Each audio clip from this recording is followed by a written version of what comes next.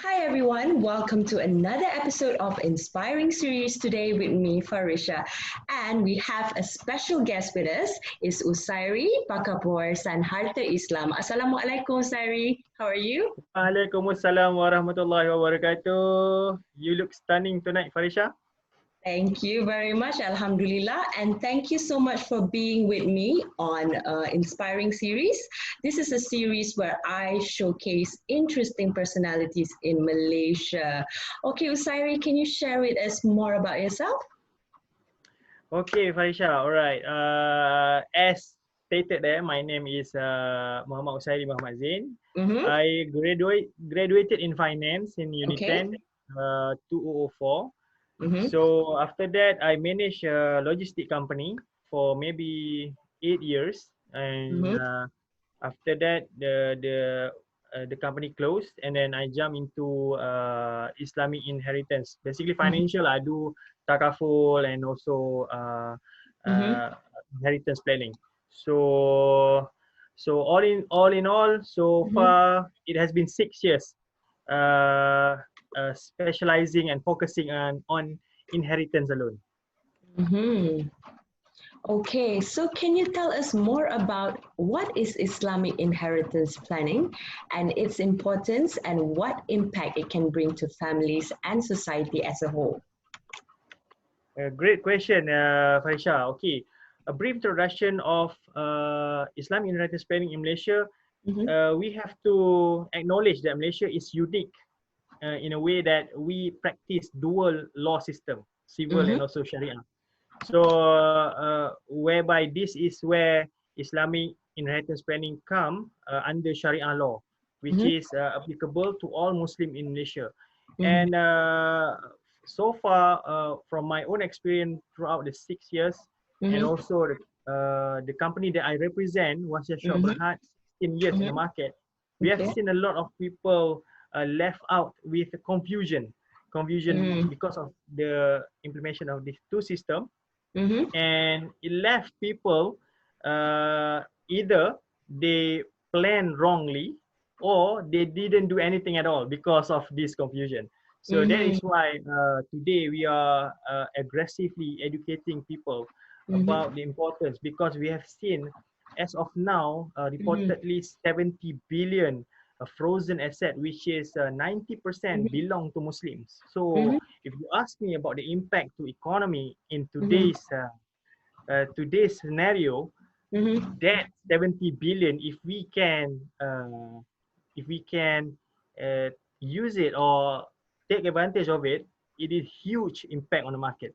So that is why if you talk about economics, then I think so we have to acknowledge that this area also we Mm-hmm. have to put an importance also, so that uh, this will be, I mean, not to be to say a savior, but then a legacy that we continue on our our children and the next generation.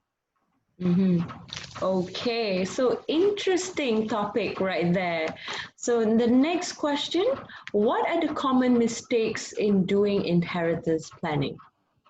Yeah, as I said before, due to the dual implementation system, we Mm-hmm. have like two different set of laws that has been implemented to different, we say different, based on religions, you know. Mm-hmm. So who are Muslims, they Islam. are a Mm-hmm. subject, yeah, they subjected to Sharia law, which implemented by Sharia court, and Mm-hmm. non-Muslim is totally purely on civil. Mm-hmm. What happened when a Muslim use a same system? I mean, if they just do a will, I mean, to non-Muslim, when they write a will, that Mm-hmm. will stand. So as Yeah. it is. So nobody can object it. So the distribution will go accordingly. But different to Muslim, whereby we have faraid, which is the default system for every Muslim, how Yeah. their estate will be distributed. So when they Mm-hmm. do a will in Islam, there is no will to heirs. Mm-hmm. It's just to non-heirs, which is if you say maybe adopted or adopted children, adopted child, or you have you wanted to give to any charity, then you can use will. Then it is limited only 1/3 from total estate. So if you do a will to your own heirs, so when faraid come in, the will be cancelled, or tak terpakai lah, senang cakap kan. So so that is why common mistake what people do is if they get wrong advice, or they are not advised accordingly, they will use same system as non-Muslim. They will just write the will and they thought that will stand. But unfortunately, when they pass away, that will did not stand, and that caused fights among heirs. And we have seen a lot of cases, siblings turn around each other and lost contacts. And until today, for so many years, classic example, if you look at Kampung Baru, KL, that is classic example what happened lah. Okay, so Usayri, this is a very interesting topic and it's related to everyone, yeah? Because everyone will experience it, and somehow we need to know what needs to be done to plan for the future ahead. Okay, so can you share with me a case study, like a sample, a sample case study? Sample case study. Okay, I can share with you a case study where planning go wrong. I mean the bad side of it. For example, recently I had a case where the parents do a will, right? Knowing that what that will affect, how it will affect to their children. They have like 4 siblings altogether.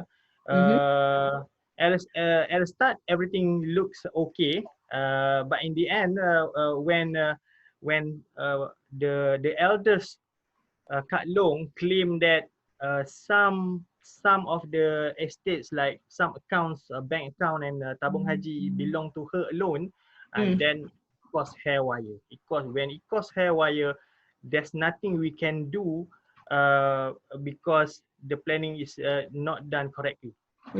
So another example of good cases, I would like to state, for example, what happened in KL, like you know where the Bank Islam complex right now is developed on a land given by an Indian Muslim, Ahmad Dauji Dadaboy. He gave this piece of land to Majlis Agama Wilayah, and on that piece of land, I think so, it's about 1.2 acre, developed Bank Islam complex, which the rental amount yearly is about 54 million a year, and that portion is given as a wakaf.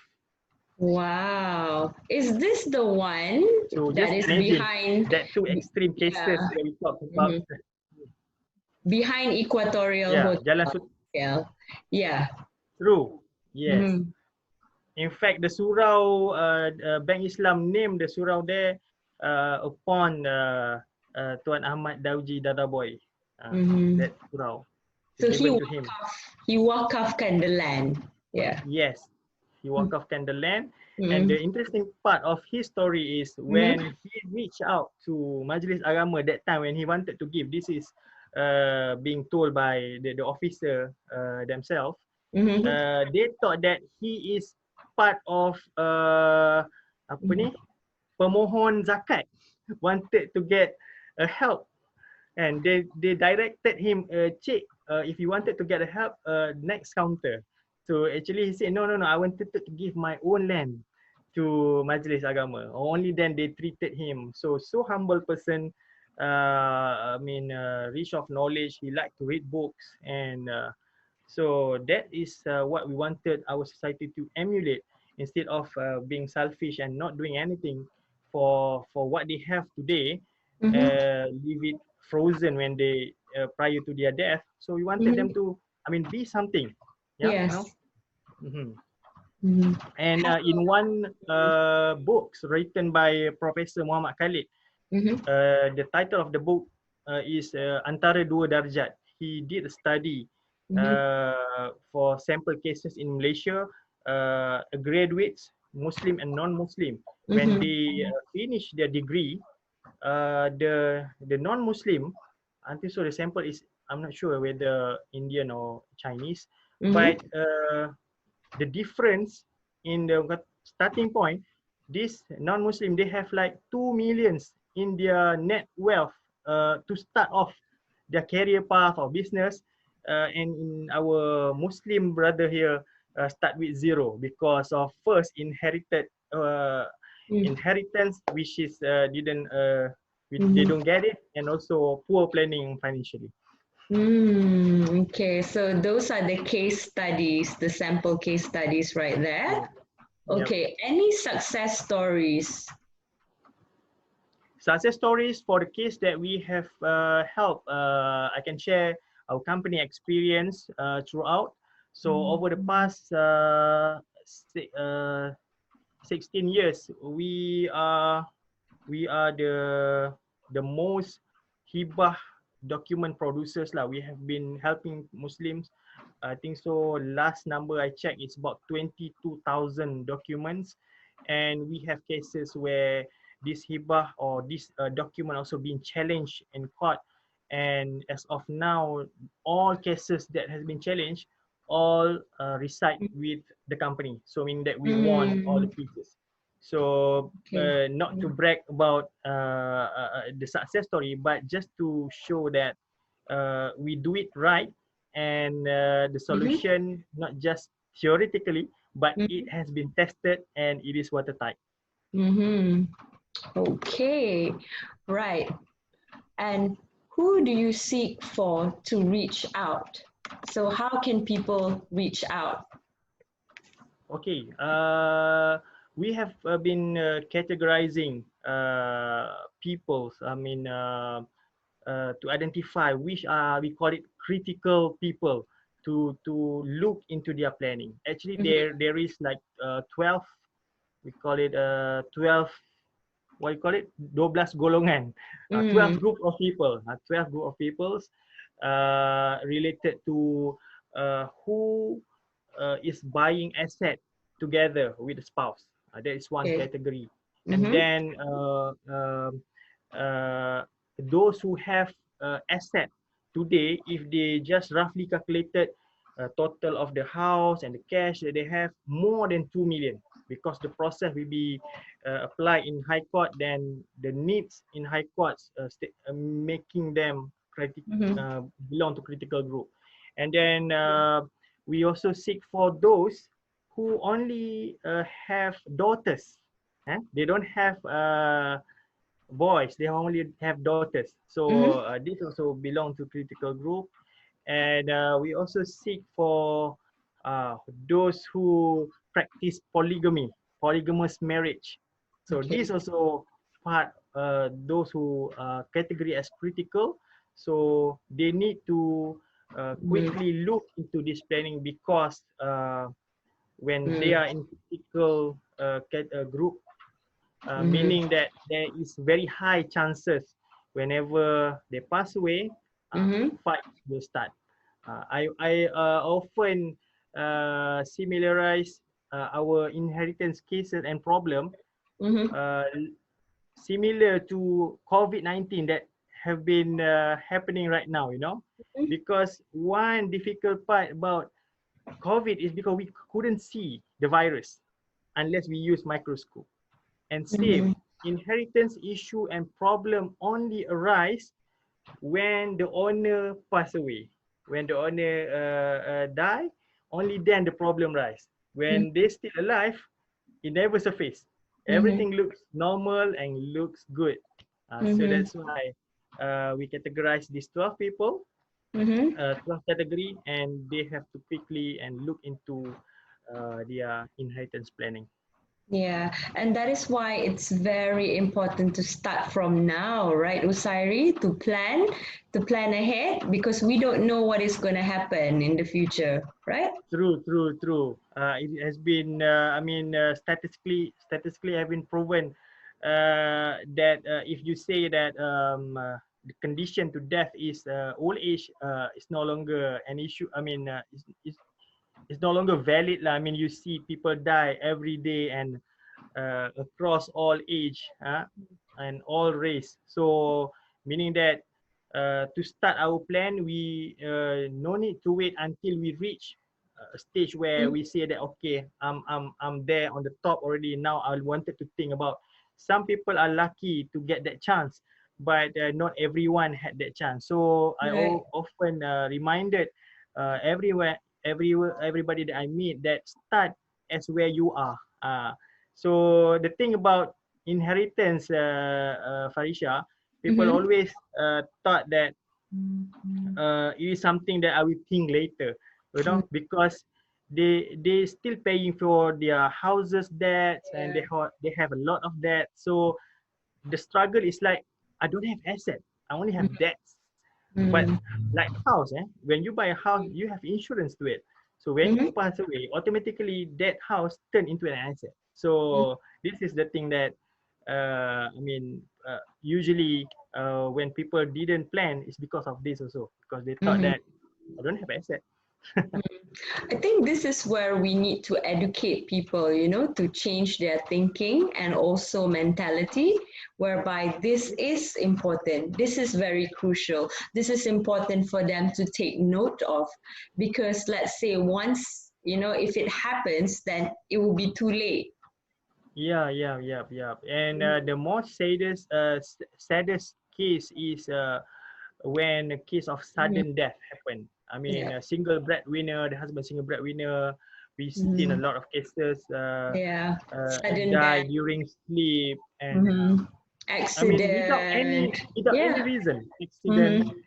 Yeah, Mm-hmm. some you can anticipate due to sickness and all, but it is more crucial and it is more. I mean, the impact is huge to, when a case of sudden death happen. Mm-hmm. Okay, And then Usayri, we have come to the end of the yeah. show. Okay, do you have any last advice that you would like to share with our viewers today? Anything that you would like to share with them? Any knowledge, any tips and advice pertaining to pewarisan harta? Okay, to everyone out there, the moment that we have is very brief. I think so. There's still a lot to share. If you have a need or wanted to know more about inheritance, I will be always open and available to reach out and share what I know and how I can help. At least this is we term it as pejuang pewarisan, because this is something that we fight for to educate people so that people start to look into this matter seriously and do their planning so that it all can be benefited after when they are still alive and also when they pass away. So thank you, Farisha, for having me tonight and for the session. I hope we can have a lot more session together later. So thank you very much. You're most welcome, Usairi. And this is an important topic to share with all of the viewers. I think this is what people need to know because it's very important, right, Usairi? True, Yeah. true, So true. it's really Yeah, important to plan ahead. Yeah, because yeah. we don't know what's going to happen in life. So once we have the proper planning, you know, it's like everything else. When we plan, at least we already know, okay, this is what's going to happen.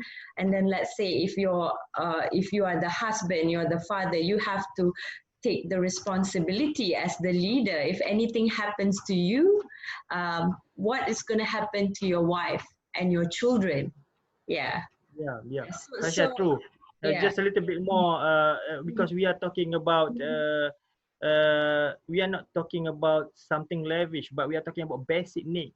Basic Yes. needs whereby when you as a father, when you're still alive, Mhm. your heirs, your children, your Your wife, they have children. Yeah. shelter over them. They have food Mhm. on the tables. It's just Yeah. so unfair if you don't look into this matter when you pass away and all those have been taken away from them. Yes, and which is why, you know, pewarisan harta, you know, it's very important to start planning ahead. Yeah. Okay, Usayri, thank you so much for sharing. Okay, until Thank you, then, Farisha, for having me. take care. And for those of you who would like to follow Usayri on his social media, you can follow him on LinkedIn, Facebook. So can you share with us your Facebook and also LinkedIn?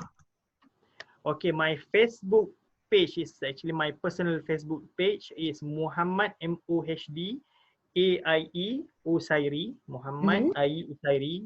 The middle name is my popular name lah, my call name. So and then my LinkedIn, you can search Muhammad Usayri Muhammad Zain as per in the my full name. You should find me. Okay.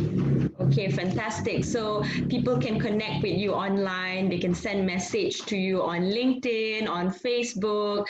Okay, and how about website? Do you have a website or any platform that they can look As at? of now, no personal website yet. Just we have like company website. You can Mm-hmm. search for Kausa Wealth Management.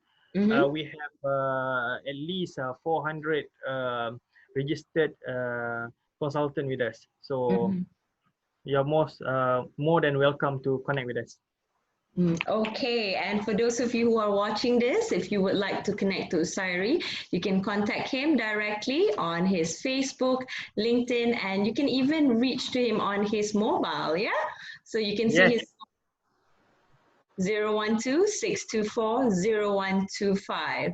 So people can call and WhatsApp you anytime to All seek for, right. yeah. Okay, thank you Okay. so much, Usayri. Stay safe. Take Welcome, Farisha. Thank you again. care. Assalamualaikum. Waalaikumsalam.